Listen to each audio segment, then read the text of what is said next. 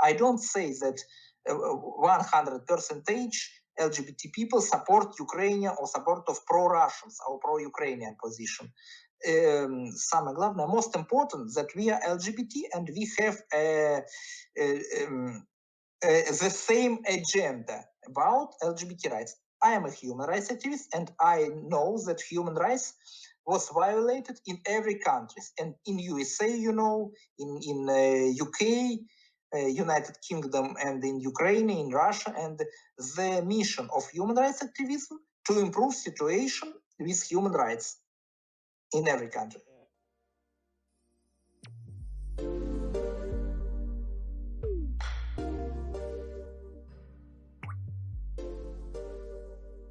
The quote you just heard was from the activist Andrew Oblonsky talking about the theme of today's podcast. Hello and welcome to our podcast QueerNation, a podcast where we talk about LGBT activism in Ukraine and Russia and the effect the recent rise in nationalism has had on their work. I'm your host, Tanya. And I'm your host, Callie. We are students from Institute for East European Studies at the Free University of Berlin. As part of our master's program in Eastern European Studies, each group of master's students is responsible for creating a research project which could be enjoyed by the public. So for our project, we wanted to study how LGBT organizations in Ukraine and Russia have been handling the recent rise in nationalism being experienced in Eastern Europe as well as globally. We interviewed 8 activists working in local LGBT organizations in Moscow, Kiev, and Lviv to hear firsthand how this nationalist rise has affected their work. Throughout the podcast, we'll hear directly from our activist, translating into English those interviews which took place in Russian or Ukrainian.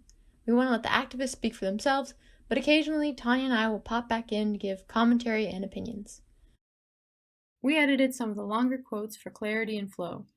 We wanted to let the activists speak for themselves, but occasionally Tanya and I will pop back in to give commentary and opinions. Our podcast, QueerNation, is a 3-episode series, the first of which you're listening to right now. In this episode, we will be discussing the historical development of nationalist movements and how they've been affecting LGBT organizations and activism in Russia and Ukraine. In addition, we'll look at how the governments of both countries handle and operate with both nationalist groups and LGBT organizations. In the second episode, we'll update you on recent and relevant news on LGBT issues in Ukraine and Russia to give you a deeper understanding of the importance of our project. In the third and final episode, we take a look at how LGBT organizations interact with the wider public, along with how the church influences the public perception of their work. So without further ado, let's get started on this first episode, and welcome again to QueerNation.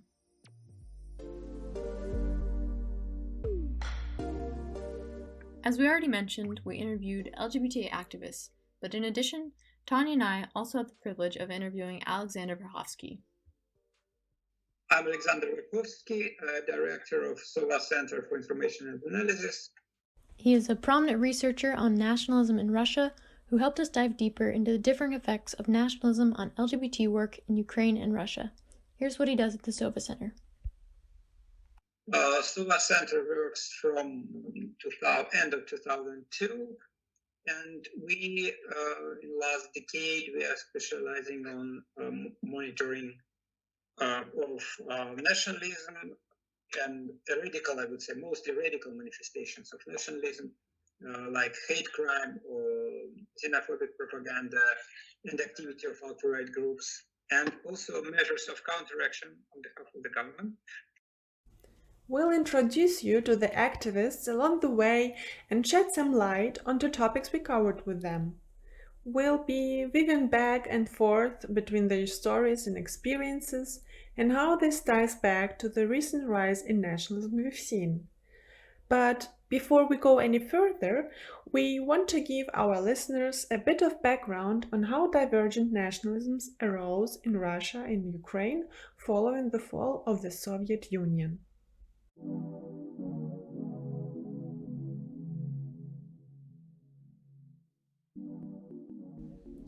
Russia and Ukraine's shared history as part of the Soviet Union is in part also the origin of its difference. During the Soviet era, the Soviet government attempted to highlight the ethnic and cultural differences within the Union rather than bury them, to obfuscate the reality of a new kind of Russian imperialism. In practice, This looked differently at different points in Soviet history. At times, the government was more friendly towards national developments, while at others demanding more reverence towards the center and Russian homogeny. However, for the most part, local governments were given enough power to maintain their separate cultural and national sentiments during Soviet rule. The converse was true in mainland Russia, however, where development of a Russian nationalist identity was seen as a threat to the Union and potentially revealing the imperialistic nature of the Union itself. As the Soviet Union began to fall, the differences in nationalistic development became more and more apparent. Whereas Ukrainian nationalism developed in opposition to Soviet rule, Russian nationalism was secondary to the development of empire. In fact, it's a huge difference between former, let's say, center and outskirts of empire.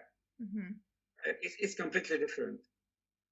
So nationalist movement, in any sense of this word, was much stronger in Ukraine, always from the very beginning, and had different purposes.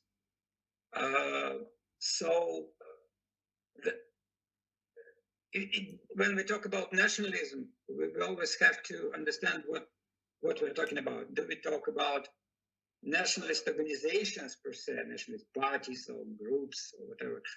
Or we talk about ideology, because ideology of nationalism is a very wide thing and it may be different. In Russia, there are very many, let's say, branches of nationalism. In Russia, it's more complicated because Russia is still it's not because it's multi-ethnic, but because it's still see itself as a descendant of empire, and we are still partly an empire.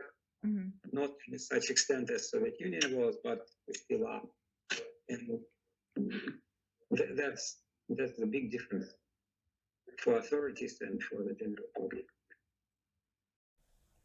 The differences in nationalist developments took on a new character in 2014 following the Euromaidan movement and the subsequent invasion of eastern Ukraine by Russia.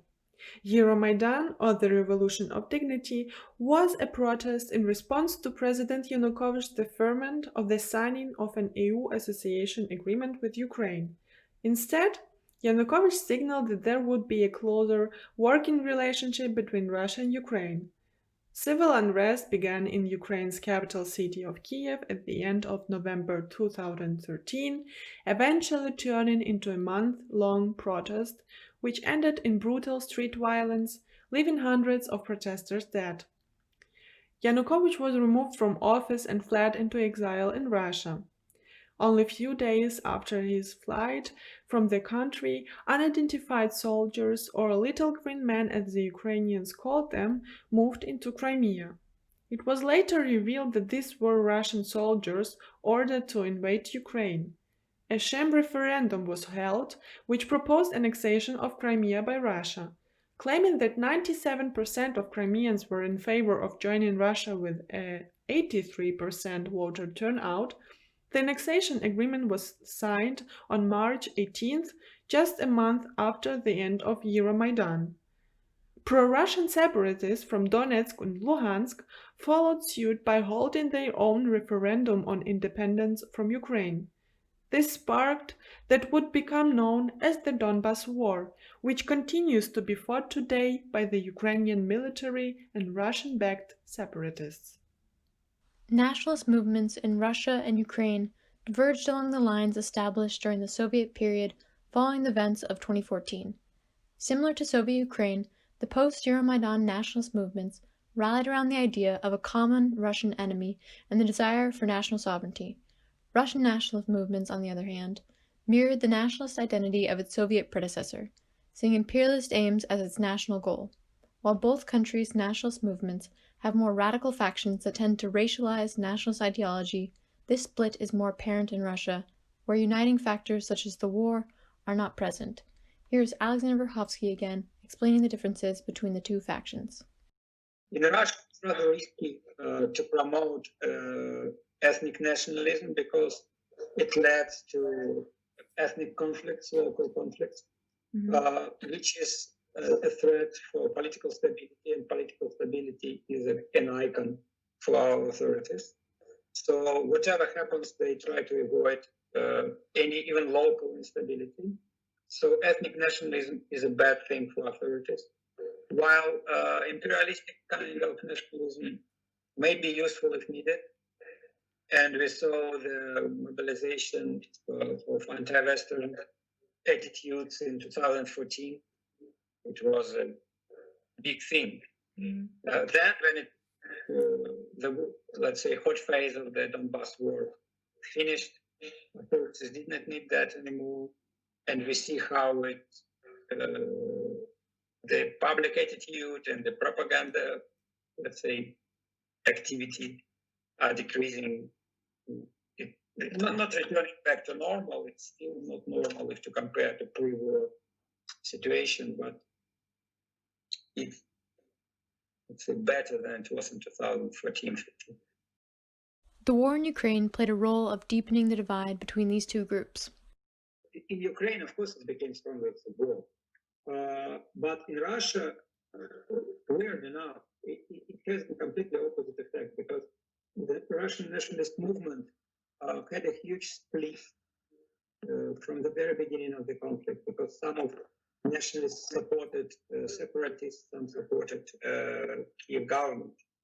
And it put all our nationalist organizations through the huge internal problems.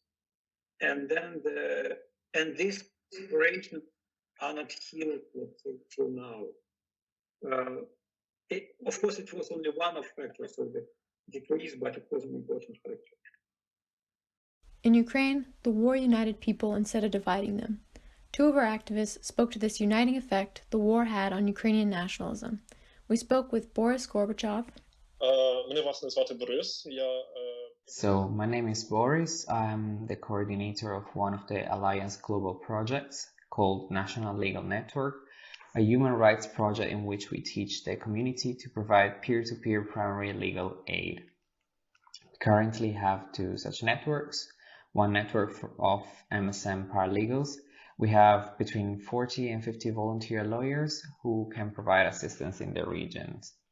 In his case, this experience in the nationalist movement led to him moving into the LGBT movement. And then, in the same way, I was in the nationalist movements when the war in the East started, when I went there as a volunteer. We carried aid to the front line, to the soldiers. I did this for about a year. There was active fighting, and when the conflict began to move to the current stage, the war continued, but the conflict was relatively frozen. The need for volunteers fell, and in fact I moved to Kyiv and switched to the LGBT movement. And Vladimir Belov also spoke with us. My name is Volodymyr Belov. I live and work in Lviv. I have experience in the media and founding successful projects in the public sphere. The last project I am working on is a human rights education center in Lviv. I am currently the head and chairman of the board of this center. And as he describes, the war caused some to put aside prejudice, arguing instead for national unity. LGBT soldiers who fought in the war challenged dominant beliefs about LGBT people in Ukrainian society.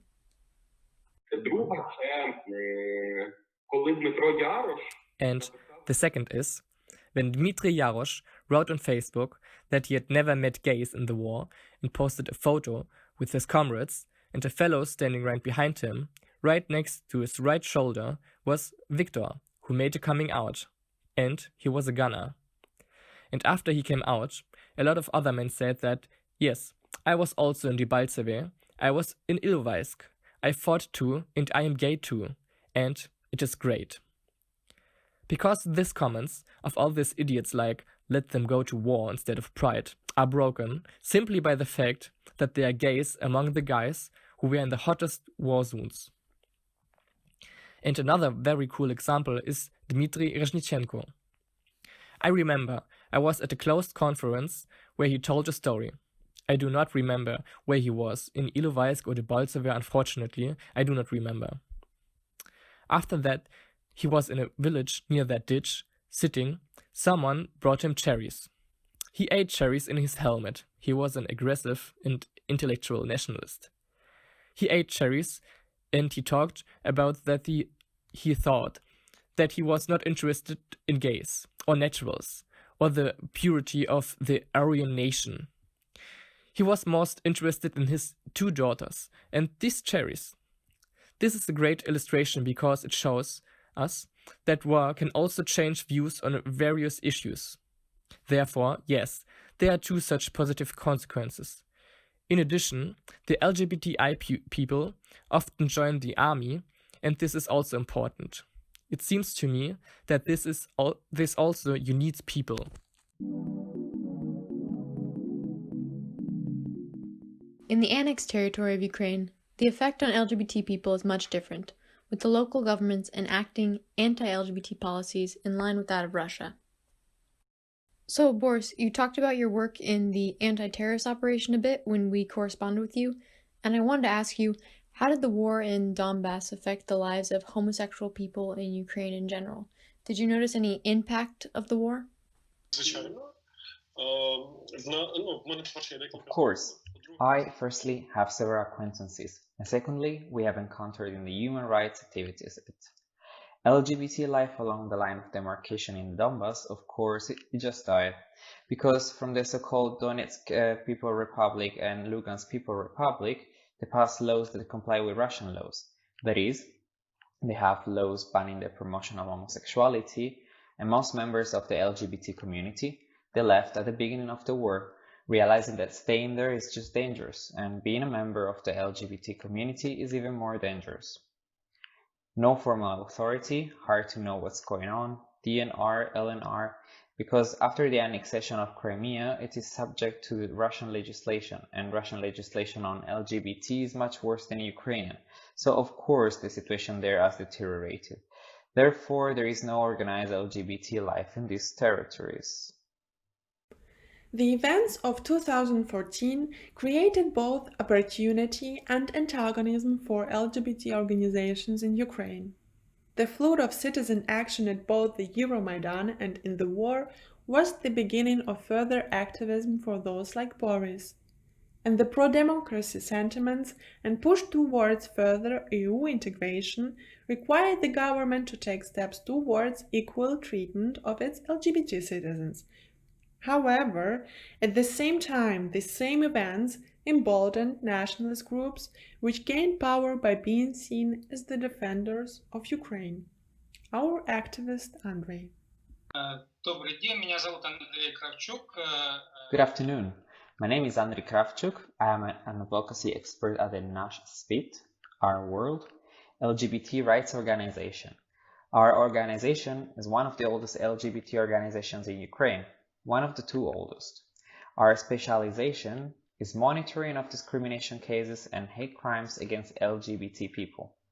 We collect this information, then send it to the OSCE and other interested parties, prepare annual reports on hate crimes and the situation of LGBT people in Ukraine. Here Andrew says how the Euromaidan gave a push to more strong position of nationalist groups in the society. The LGBT movement has 2 main opponents. The first is far-right organizations. They are very aggressive. The aggression increased significantly after 2014. I think it happened due to the fact that they simply became more active as they participated in all these events. Euromaidan, Revolution of Dignity, and in a certain way it legitimized them in the eyes of a white society. They have become a part of the political mainstream and, most importantly, in their own eyes, they have become defenders of Ukraine. LGBT groups became the target of nationalist group attacks or disruptions. Here's Boris again. All these tendencies, they intensified significantly after the Revolution of Dignity and with the beginning of the war in eastern Ukraine. In my opinion, it is absolutely logical in a situation of war revolution, society would always be radicalized and right-wing groups are gaining popularity. Do we encounter them in our work? Yes, we have repeatedly encountered them. These include disruptions in training, beating of individual activists, and opposition at a more global level. Some of them, such as Traditions and Order, for example, spend most of their time fighting LGBT people. That is, this is one of their main ideas. While all of our Ukrainian activists spoke to the antagonism of nationalist groups towards LGBT organizations. Some activists made the distinction between ultra-right nationalist groups and what they saw a more patriotic nationalism. Andrei described the nationalism being experienced in Ukraine as part of national development, which is incomparable to Western countries or Russia, which, in his view, are already well-established states. The fact is that all these events that have taken place in Ukraine since independence have related to the final formation of the Ukrainian political nation. Changes are happening right before our eyes. Therefore, the question of nationalism in Russian discourse is usually of negative connotations. In Western discourse, as a rule, nationalism has a negative connotation. But it's one thing when we talk about an established state, an established nation that is confident in itself and its power, and it is another matter when we talk about a nation that is in the process of formation. Therefore, certain phenomena are inevitable at this stage.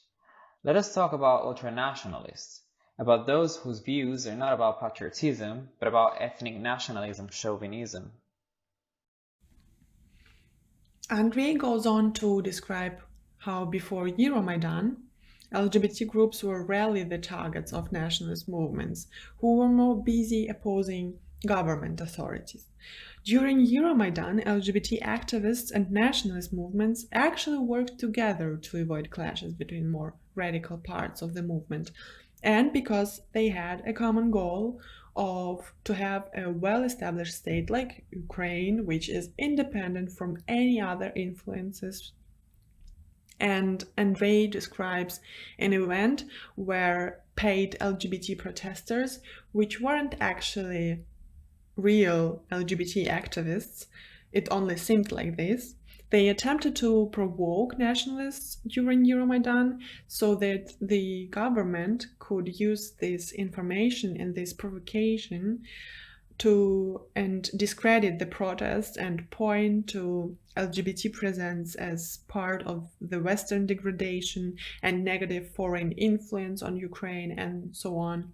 And LGBT activists, they stepped in to warn the nationalist movements of these provocations, and not only Andrei was an eyewitness of these events, but also another activist like Timur Levchuk.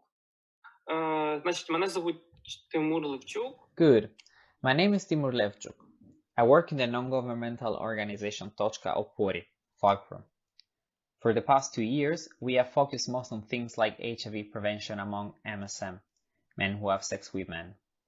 And our main focus is working with doctors who work in AIDS centers or other government agencies and can provide services for MSM.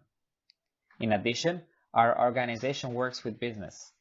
In 2014, we founded a Corporate Equality Index, which is essentially an analog of the British and American indices, which rate human rights for the LGBT people. But we made it more and more localized. Previously, it covered women's rights, more precisely gender equality, people with disabilities, and the LGBT people. Damir brought up the same story as Andrei when asked about the impact nationalist movements had on LGBT groups. This is a difficult question, because it seems to me that this question arose before us during the Euromaidan, in front of many human rights activists, not only LGBT. What to do to go to the square as a citizen or not to go out, because there are different nationalist groups that, so to speak, do not like the concept of human rights, including LGBT. At that time, it seems to me, many people went to the square and kept silent about some rights, including the LGBT rights, because it was necessary to save the country. Many people believe that it is possible to work with these organizations in the context of supporting the LGBT rights. To be honest, it seems to me that now it is quite difficult to imagine cooperation between nationalist organizations and the LGBT people.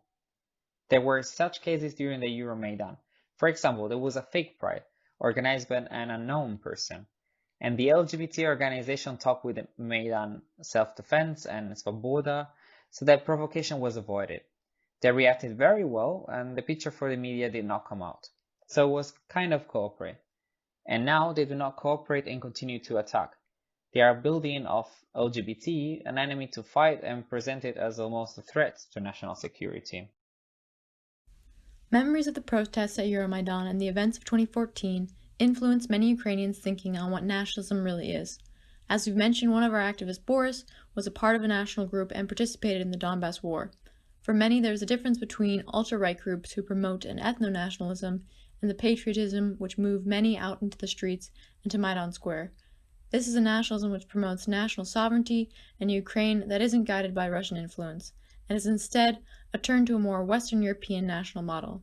Indeed, the events of 2014 complicated the idea of nationalism in this region. And so when we asked our activists what power these radical nationalist movements actually have, the answer was not much. Hear what Boris and Tamir have to say on this topic. And I know a lot of LGBT activists who are very relevant to the issues. It is said that right-wing movements are the biggest problem of the LGBT movement in Ukraine. Well, personally, in my opinion, I do not agree with them. Therefore, when we were told that we have nationalism in Ukraine, I always want to ask them how many far-right parties we have or how many seats they have in parliaments. So how many? We do not have exactly such a prosperity of nationalism as in many European countries, in fact. The events of 2014 changed not only the relationship of LGBT organizations with nationalist movements in Ukraine, but also their relationship with the state. And Andrei comments on that.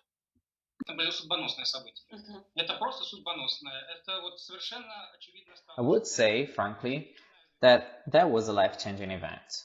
It became quite obvious that, starting from 2014, more precisely at the beginning of 2015, the attitude of the authorities towards the LGBT people changed radically.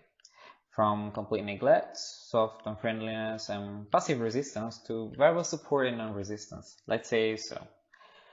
This is really a very significant change, because for 20 years the situation has not changed. Ukraine was the first post-Soviet republic to set aside their article on sodomy, and suddenly after 20 years everything stirred, everything changed.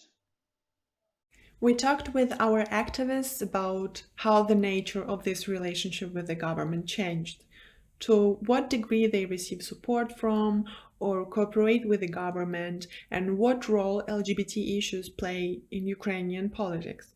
Originally, cooperation between LGBT organizations and the government started in the healthcare field, combating HIV and AIDS. As Andrei told us, this cooperation continues today. But those were very limited changes, and until 2014, the only actual cooperation between LGBT structures and government structures was reduced to practical cooperation on the HIV prevention program. The structure of the Ministry of Health, responsible for HIV/AIDS problem, really cooperated with LGBT organizations. And such centers existed in each regional center, so the LGBT movement arose on their basis throughout the whole Ukraine. However, when it comes to more public acts of cooperation, such as LGBT organizations' involvement in Ministry of Education work, LGBT organizations are not invited to participate. And Timur mentions this. If we talk about cooperation with the state, it again depends on the field. If we, for example, talk about health, then there is basically nothing to complain about. If we talk about the Ministry of Education, although, it is much more complicated. They do not involve the LGBT organizations in any working groups and meetings, etc.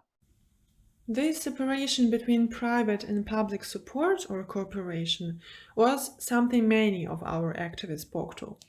Public recognition of cooperation with LGBT groups is mostly done for the benefit of signaling democratic norms to institutions abroad, such as the EU. As Andre points out, the change to the Labor Code, which now prohibits discrimination on the basis of sexual orientation, was passed to uphold the EU Association Agreement.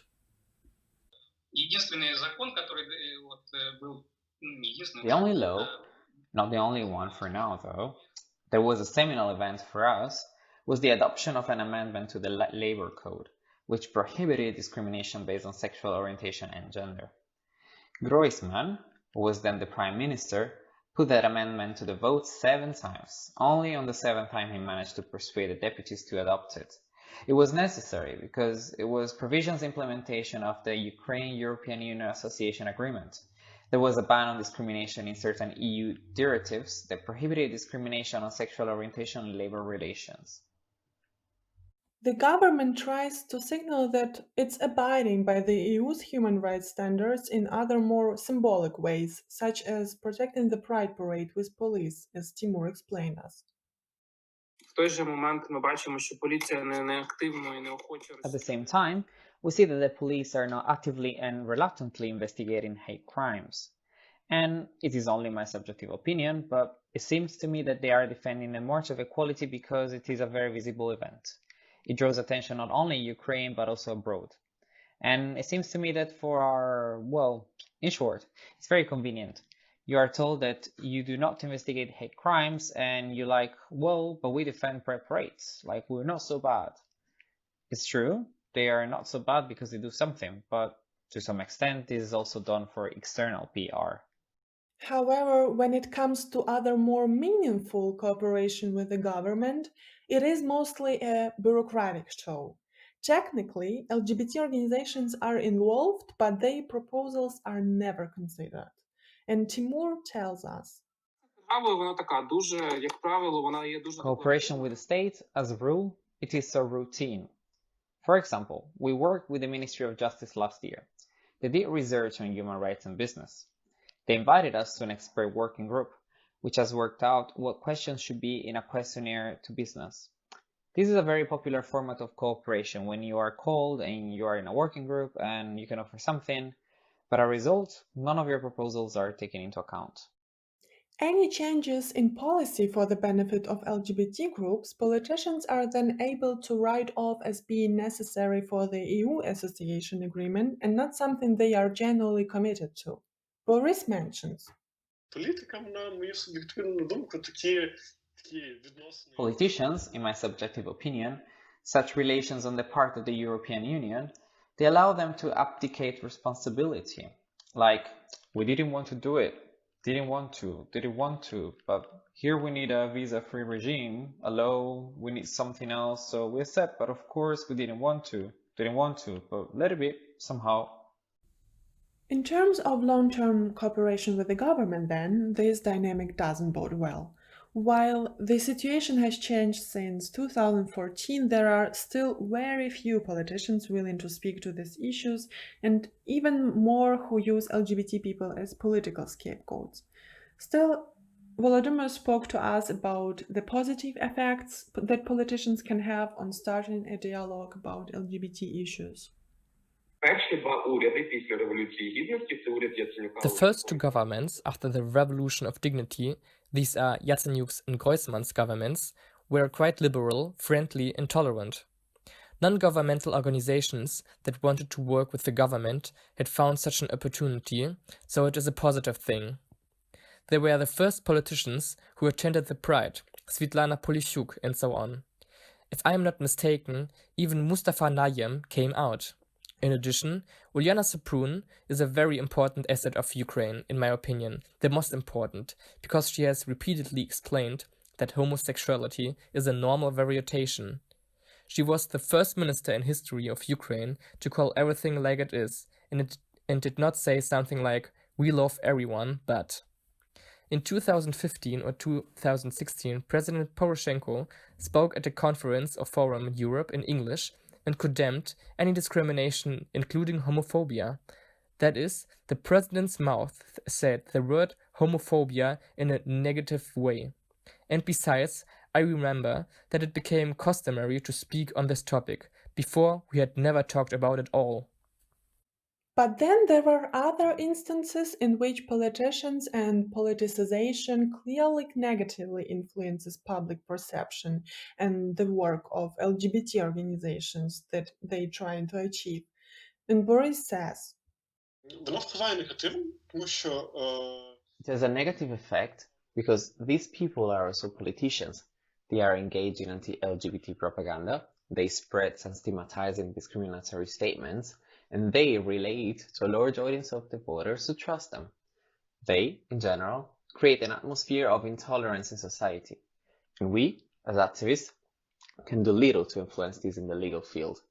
For example, a few days ago there was an address by Ilya Kiva, who unfortunately also has his audience, and who, unfortunately, has his voters, who had an openly discriminatory, completely meaningless speech, but someone is listening to it, and it affects someone.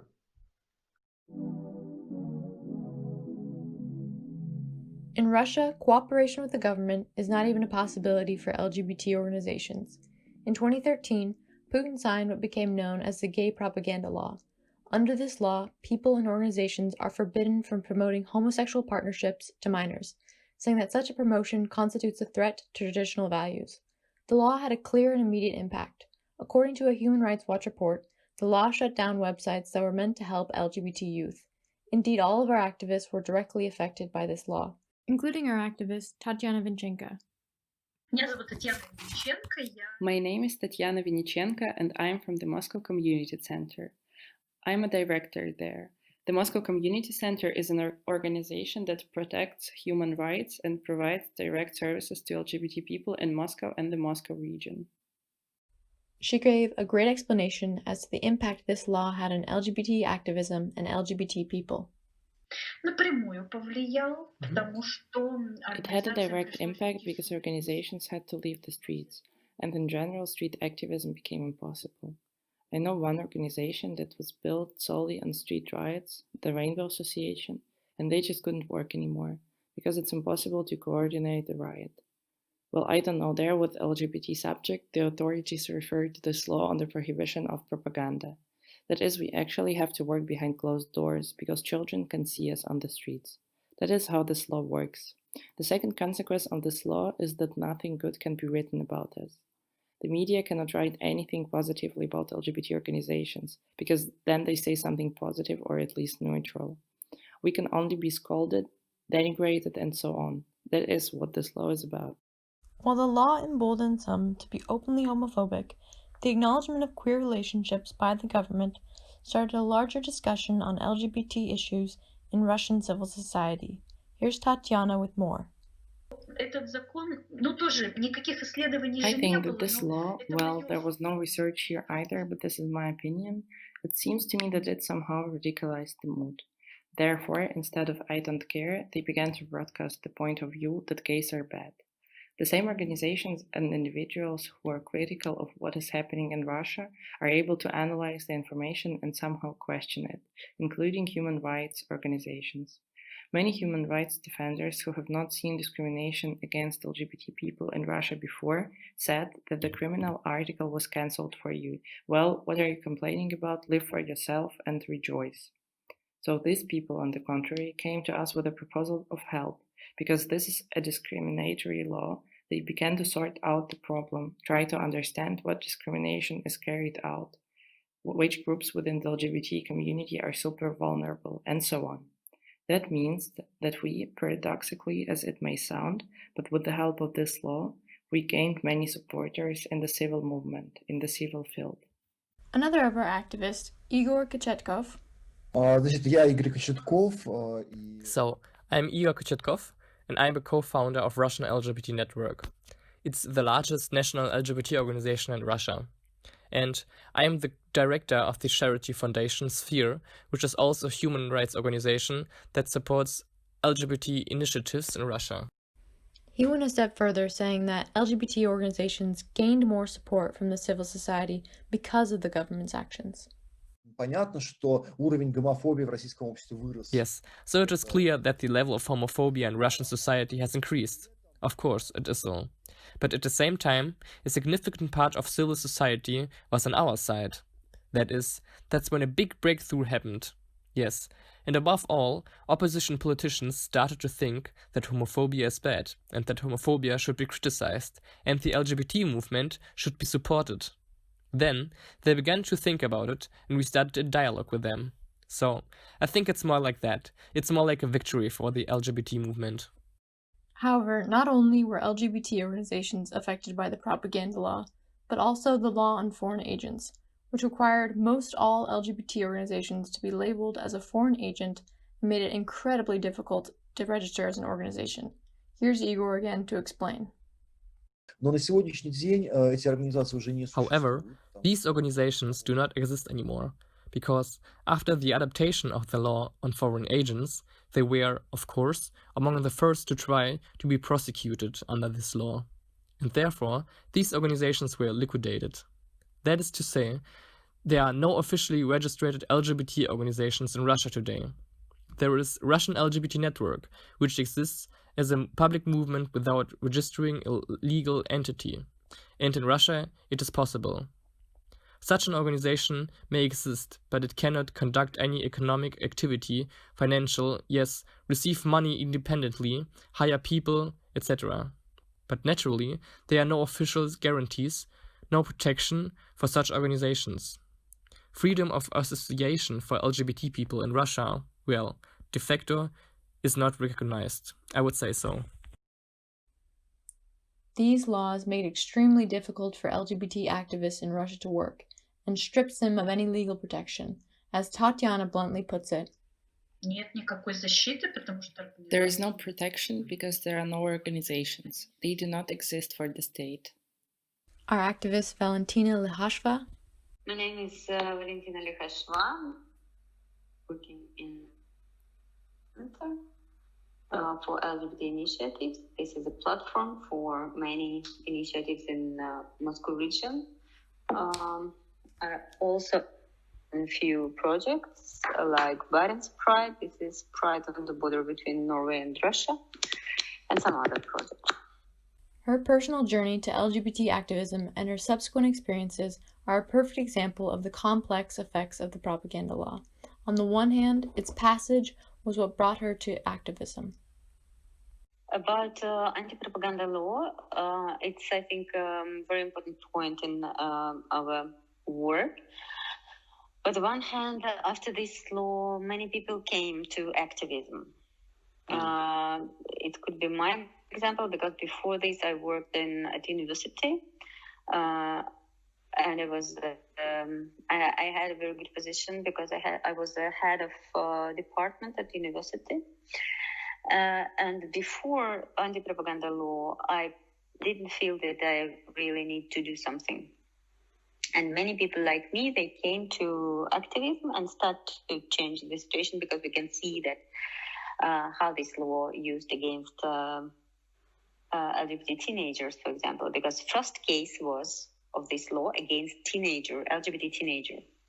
On the other hand, she also spoke about what it's like to work in an informal environment without the legal support from government. We are really working like spies. We need to think about security, and we are so far from police that many of activists, they're afraid police more than other radical aggressive group, because everything could be used against us.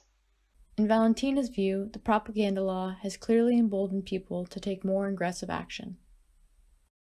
After this law, it was allowed to, it started to be normal for hate speeches on TV.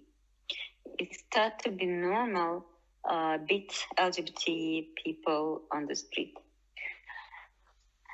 And this it was rising this level of hate.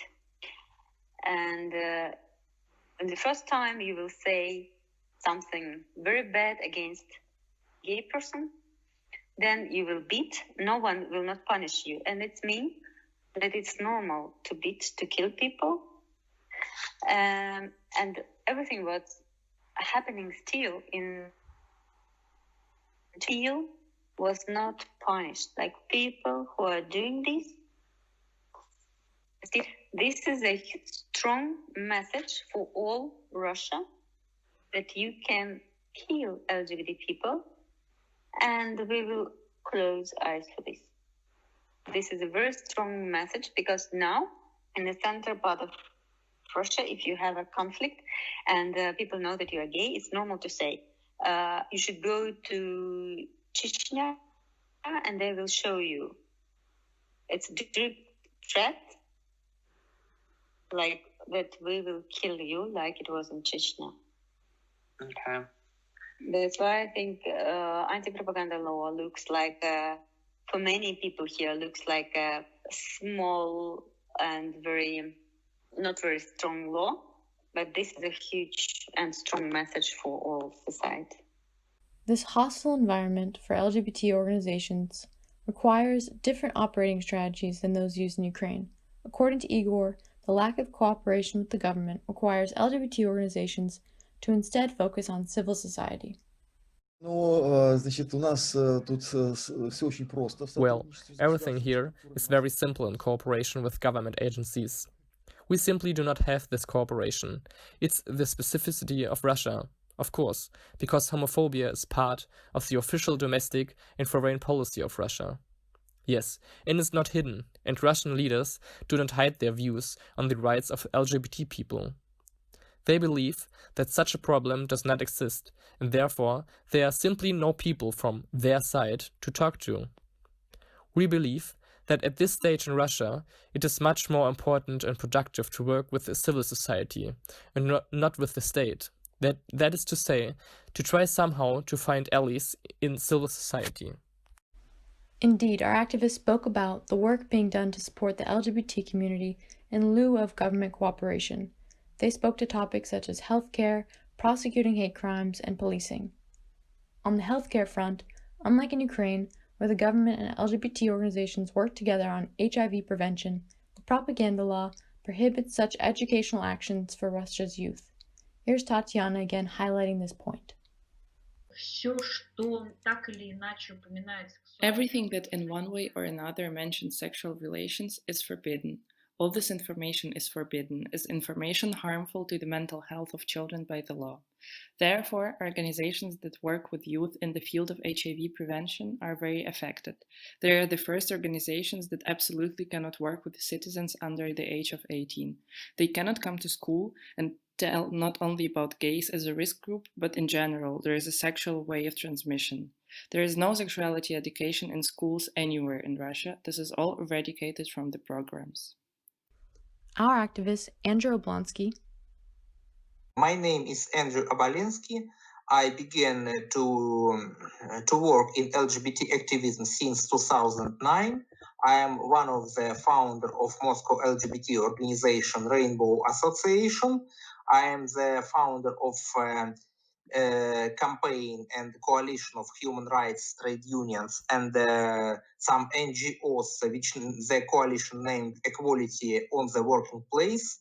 This kind of coalition defends the interests of different vulnerable social groups on the labor market, on the labor place. It's different social groups like LGBT, HIV positive people, drug users, disabilities, women, and other.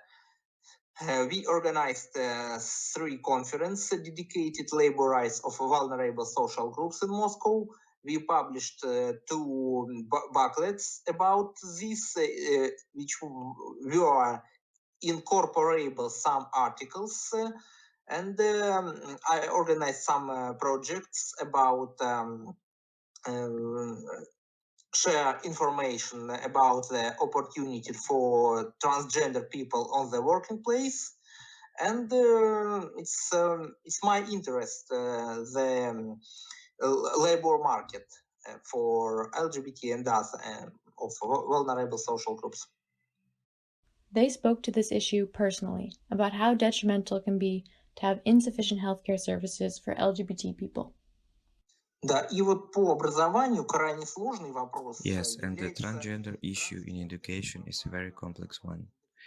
In the case of endocrinologists and psychiatrics, for example, yesterday I passed a commission and was recognized as suitable for transgender transition. But there are few very specialists. The commission is only in large cities and different in access. If we assume that a person pays money, it's for a fee, then there is a good chance that he will be able to find a specialist. And if he tries to be diagnosed for free, it is very difficult to get in the state psychiatric care. We have a lack of doctors, we have a lack of information about needs, special needs for transgender people, a lack of information. We need to gain more specialists which work as a specialist like psychiatrists and endocrinologists. And in Moscow have two institutions which have official license for assists for transgender people and people with mental disease. And if some person would like to address the official institution and would like to obtain the status of transgender person, it would be very difficult for him or for her. As a lawyer, Andrew also has experience with the legal difficulties LGBT people face when trying to prosecute a hate crime. Many judges, researchers, operatives are sympathetic to this, but still do their best not to introduce a qualifying characteristic of a hate crime in relation to LGBT group. That is, it tends to be written off as domestic conflict, and it is extremely difficult to obtain an indication of the official position of the state that the case of hate crimes was based on sexual orientation or gender identity. Not only are LGBT Russians lacking the legal framework to defend themselves, but also the police fail to defend LGBT people. As Valentina said earlier, many activists she knows were more afraid of the police than radical aggressive groups. When she visited Kiev Pride, the presence of police defending the parade was novel. I mean, in Ukraine, I'm not police to protect me. Then in Russia, for me, it will be. And also, I had experience when police protect our conference in Kiev. This was quite new for me. The relationship between governments and LGBT organizations in Ukraine and Russia have clearly diverged in recent years. However, unlike in Ukraine, where LGBT organizations also have to worry about nationalist groups, this is not the case in Russia. Here's Igor to explain why. But I can say that maybe a peculiarity of Ukraine right now is the activity of homophobic organizations, which are also nationalists. I have already said that for certain reasons, there are no such organizations in Russia. We'll give the last word in this episode to activist Igor, who explained to us how the Russian government sees nationalist groups as a threat and actively tries to deter them, occasionally even co-opting nationalist groups' less radical messages to undercut their authority and remain the single authoritative voice for Russians. So, and yet, there is no such organized, bright, obvious nationalist movement in Russia today, right? But that doesn't mean there is no nationalism. It's just that these nationalists turned out to be competitors for the Russian state. The Russian state itself wants to be the main nationalist, so it has removed all its competitors. Of course, anti-Western sentiments are particularly strong, talks about the special Russian way and our orthodoxy, about our special spirituality. They come from the authorities, starting with the president. And this is very closely connected, among other things, with homophobia. Because every time we talk about human rights in connection with sexual orientation or gender identity, they say every time, well, this is all Western influence. This is all LGBT organization, all LGBT activism is financed by the West. And the West does it in order to destroy Russia, to destroy our spiritual values. So, we have such official nationalism, and, well, there you go.